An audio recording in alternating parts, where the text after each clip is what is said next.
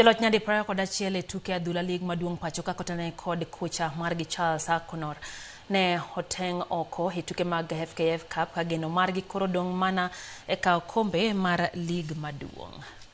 Kuta Collections FC e club kendo ma ok tugi e lig mora mora pacho kae modong' e tuke mag FKF Cup kuom timbe 16 mong'ado tiko madonje round mar 16.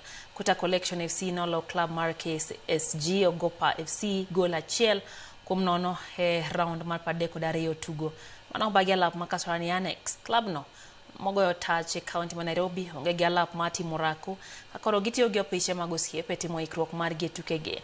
En club machoko jotugo ma onge klepe kendo miyo gi thuolo mar dhi nyime gi bero mich mar gi mar adhula.